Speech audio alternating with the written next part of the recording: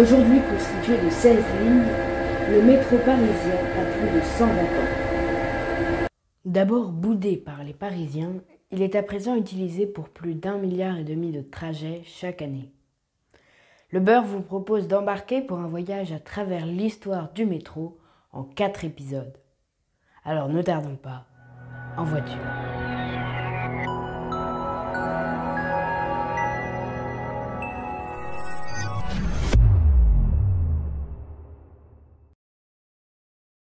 Commençons par la deuxième ligne la plus fréquentée, qui a aussi la spécificité d'être la plus récemment prolongée, la ligne 4. Cette ligne dessert désormais 29 stations, de la porte de Clignancourt au nord à la ville de Bagneux au sud de Paris.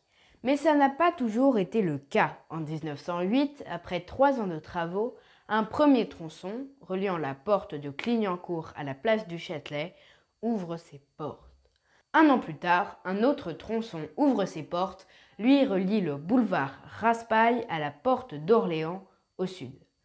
3 mois plus tard, les tronçons nord et sud seront reliés grâce à un tronçon de 8 stations. La ligne restera dans cette configuration jusqu'en 2013 où elle sera prolongée au sud d'une station jusqu'à Mairie de Montrouge. Ce prolongement en conditionnait un autre. En effet, très récemment, elle a été prolongée de 2 stations, toujours au sud, jusqu'à Bagneux.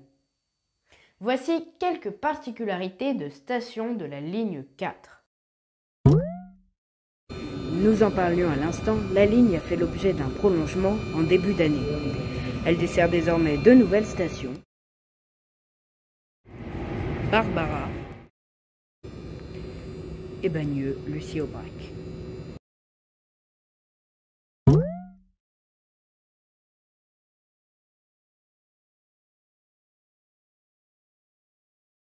La station Cité est la seule du réseau à se trouver sous une île. C'est également l'une des plus profondes. La station Gare de l'Est a la particularité de posséder une voûte et un tablier métallique. Celui-ci se trouve seulement au centre du quai car il est situé sous l'ouvrage commun des lignes 5 et 7. À Odéon, on peut trouver une vitrine, cette fois consacrée à Danton. Elle abrite notamment le buste du révolutionnaire. Mouton-Duvernet a été la première station équipée du style mouton. Le style mouton est l'aménagement des quais avec des carreaux orangés, comme on peut en trouver à Havre-Commartin par exemple. Mais cet aménagement, assombrissant les stations, a été abandonné et même retiré de la station où il était apparu, Mouton-Duvernet. Changement à Gare de l'Est pour la ligne 5. Cette ligne effectue également un trajet nord-sud. Elle dessert 22 stations de Bobigny à la place d'Italie. Mais ça n'a pas toujours été le cas. En 1906, le tronçon place d'Italie-Gare d'Austerlitz ouvre ses portes. Un mois plus tard, avec la livraison du viaduc d'Austerlitz, la ligne sera prolongée d'une station vers quai de la Râpée. Quelques autres prolongements mèneront la ligne jusqu'à Pantin en 1942. 30 ans plus tard, elle sera prolongée de 2 stations au nord. Elle atteindra alors sa forme définitive. Voici quelques stations particulières se trouvant sur cette ligne. La station quai de la Râpée est l'une des 6 seules stations du réseau à être au niveau du sol.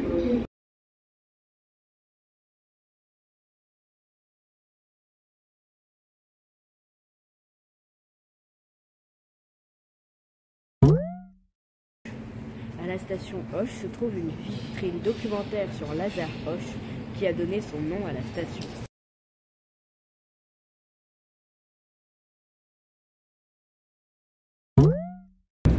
Parlons du viaduc d'Austerlitz, très particulier. C'est un viaduc hélicoïdal. L'une de ses traversées mesure plus de 40 mètres, tandis que l'autre n'en fait que 34. Mais surtout, ce viaduc est le seul du réseau à être exclusivement réservé au métro.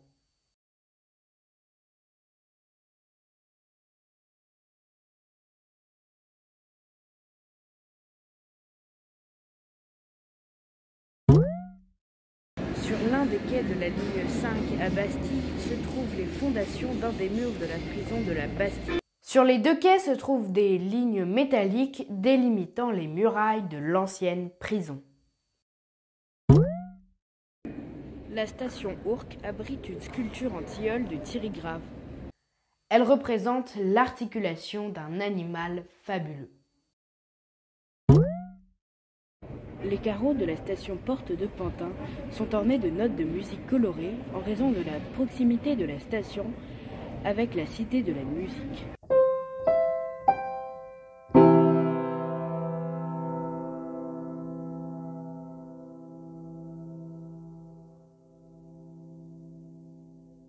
À présent, dirigeons-nous vers la ligne la plus aérienne du réseau qui effectue presque la moitié de son trajet en aérien.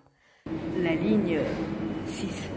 Cette ligne est très touristique car elle dessert des grandes gares parisiennes, de célèbres monuments tels que la Tour Eiffel, mais aussi des pôles du réseau de métro et RER. Le tout en grande partie en aérien. Elle dessert 28 stations de la place de l'Étoile à celle de la Nation en passant au sud de Paris à Denfert-Rochereau.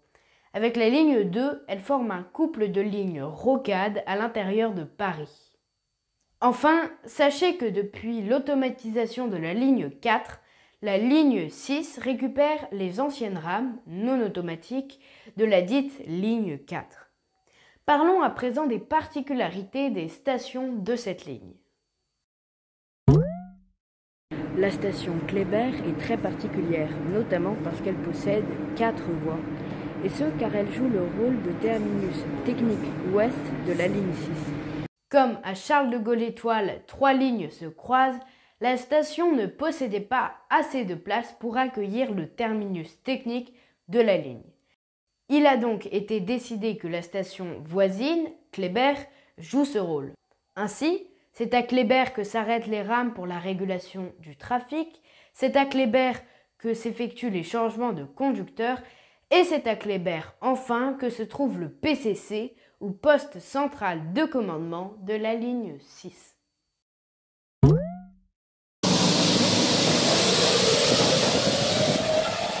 Passy est une station souterraine qui possède un tablier métallique, mais pas seulement. En effet, le quai est partiellement en viaduc car la ligne traverse la Seine juste après la station. Les murs de la station Saint-Jacques sont faits de pierre meulière, un cas unique sur le réseau. Ces murs furent ravalés dans les années 90, puis protégés avec des plaques de verre. L'unique accès de la station se trouve sur le terre-plein central du boulevard Saint-Jacques. Il est surmonté d'un édicule très spécial qui est unique. C'est également un des très rares édicules du métro de Paris qui n'a pas été pensé par Hector Guimard. Et enfin, la station Montparnasse Bienvenue associe au nom du quartier et de la tour qui le domine le nom de celui qu'on pourrait qualifier de père du métro parisien, Fulgence Bienvenue. À présent, montons à bord de la ligne qui possède le plus de points d'arrêt, ex aequo avec la ligne 8. Celle-ci dessert 38 stations du nord-est au sud-est de la région parisienne. Notons aussi qu'elle est l'une des 2 seules lignes à posséder une fourche et sachez enfin qu'elle dessert 6 communes d'Île-de-France. La ligne 7. Sachez que la ligne 7 possédait déjà une fourche en 1905. Encore plus surprenant, celle-ci ne se trouvait pas au sud, comme actuellement, mais au nord. En effet, la ligne se séparait à la station Louis-Blanc, desservant d'un côté Pré-Saint-Gervais et de l'autre La Courneuve. Il fut ainsi pendant 64 ans. Mais en 1969, l'une des branches fut confiée à une ligne indépendante créée pour l'occasion, la ligne 7 bis.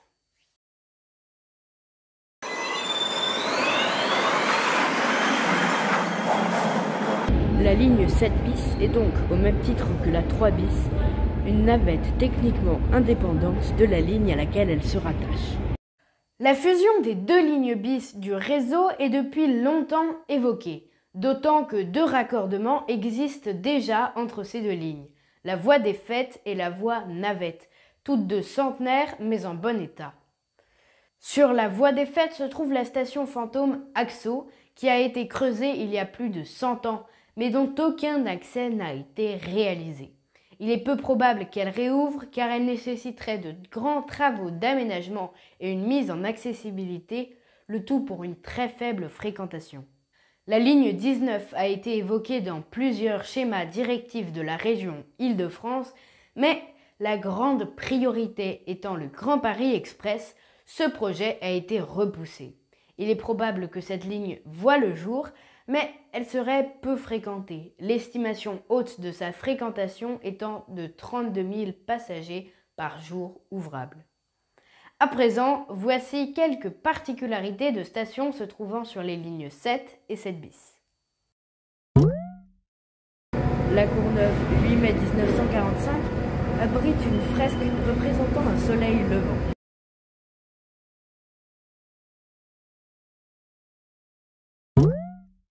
La station Cadet est décorée aux couleurs des États-Unis d'Amérique.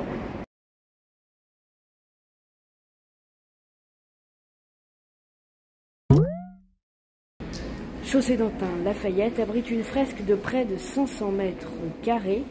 Elle a été réalisée à l'occasion du bicentenaire de la Révolution française.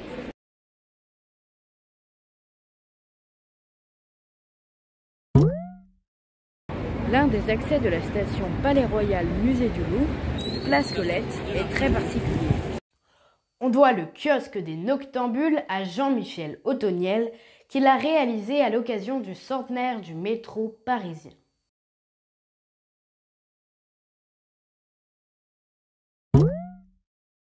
Pont-Neuf est décoré sur le thème de la monnaie en raison de la proximité de la station avec la monnaie de Paris. On peut y trouver des pièces factices aux dimensions importantes qui ornent la voûte, mais aussi de vraies pièces exposées dans des vitrines sur les quais. Depuis le centenaire du métro, la station Villejuif Léo-Lagrange est décorée sur le thème du sport. De nombreuses anecdotes et exploits des plus grands sportifs du monde sont inscrits le long des quais, de grandes fresques ornent les murs.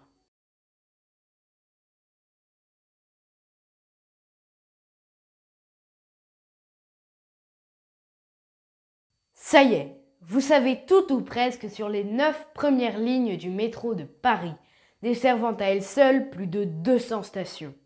Mais le réseau parisien est loin de se résumer à cela et nous n'en avons vu dans ces 2 premiers épisodes que la moitié. Au total composé de 16 lignes de 306 stations, le réseau de métropolitain parisien est l'un des plus vastes d'Europe, dont, si vous le voulez bien, nous découvrirons bien d'autres aspects dans les prochains épisodes de cette série qui paraîtront dorénavant tous les mois.